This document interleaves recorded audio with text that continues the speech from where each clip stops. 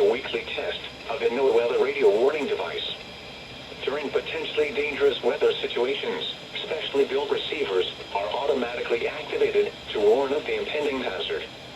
Tests of these receivers normally are conducted by the National Weather Service every Wednesday around noon. When there is a threat of or existing severe weather in the area on Wednesday, the test is postponed until the next good weather day.